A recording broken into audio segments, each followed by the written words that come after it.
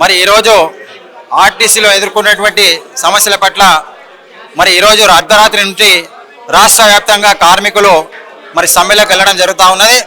మరి ఈరోజు రాష్ట్ర ప్రభుత్వం ఏదైతే ఆర్టీసీ కార్మికులకు ఎన్నికల కంటే ముందు హామీ ఇచ్చిందో మేనిఫెస్టోలో ఆ హామీలు అమలు చేయమని ఈరోజు రాష్ట్ర ప్రభుత్వాన్ని విజ్ఞప్తి చేస్తూ ఉన్నాం.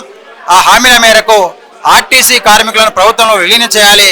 మరి అదేవిధంగా 2021-25 PRC అనేటువంటిది రాష్ట్ర ప్రభుత్వాల ఉద్యోగులకు సమానంగా మరి వెనుకగున్నాం కాబట్టి మీరే మేనిఫెస్టోలో పొందవచ్చింది కాబట్టి 2021-25 అనేటువంటిది PRC అమలు చేయమని చెప్తా ఉన్నాం.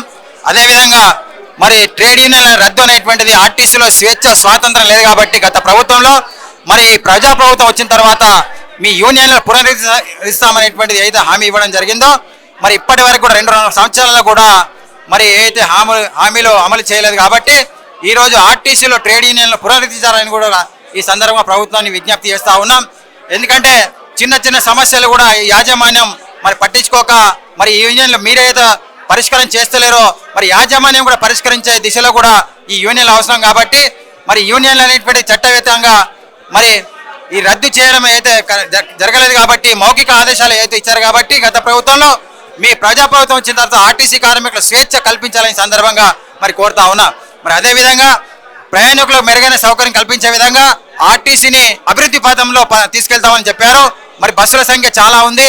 మహాలక్ష్మి పథకం ఏదైతే గవర్నమెంట్ ఏదైతే పెట్టిందో ఆర్టీసీలో దాని తర్వాత ప్రయాణికులు ఆర్టీసీ వైపు మొగ్గు చూపిన సంగతి వాస్తవం. మరి ఈరోజు రాష్ట్ర వ్యాప్తంగా మరి ఆర్టీసీ బస్సులు సరిపోతాయి కాబట్టి మరి ఆర్టీసీకి మరి ఎక్కువ బస్సులు కొని ఆర్టీసీ నిర్వహించే రకంగా మరి ప్రభుత్వం చర్యలు తీసుకోవాలి.